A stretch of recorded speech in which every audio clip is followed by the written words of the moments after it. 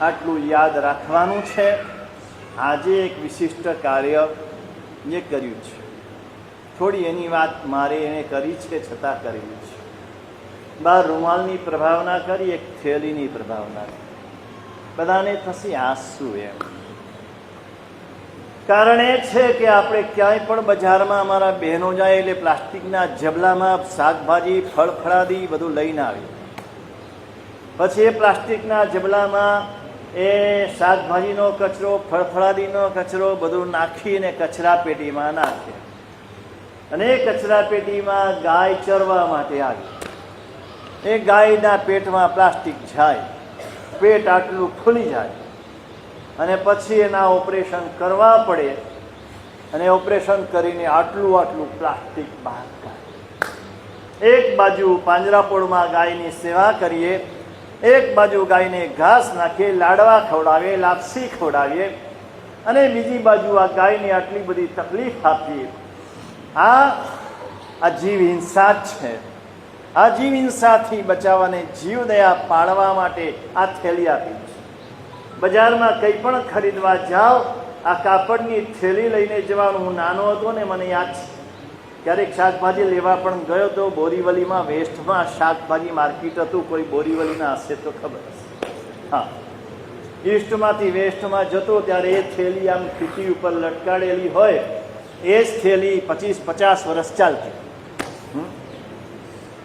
તો એ થેલી એટલા માટે આપવામાં આવી છે કે પ્લાસ્ટિકના જબલાનો ઉપયોગ નહીં કરવાનો.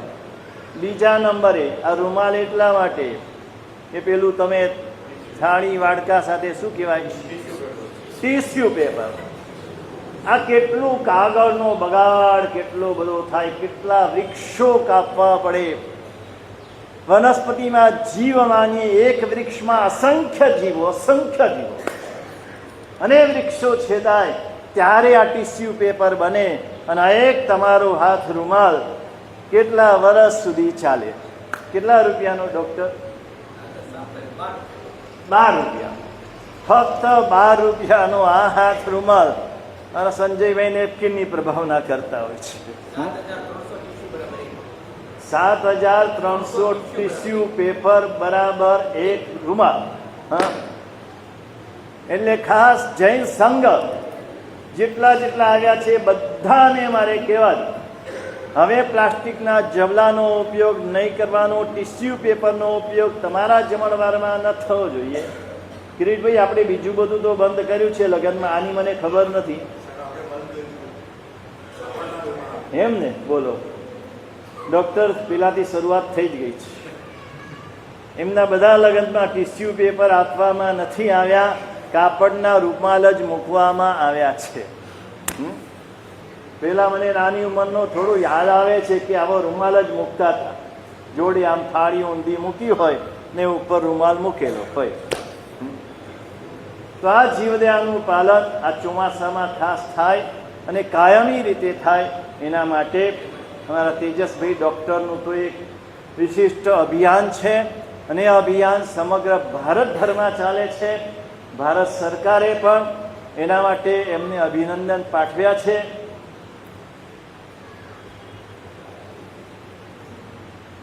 આ રીતની આખી થેલી છે, એટલે ખભે ભરાવી શકો. આમ હાથમાં લઈ જવી ન પડે, આમ ખભે ભરાવી શકો.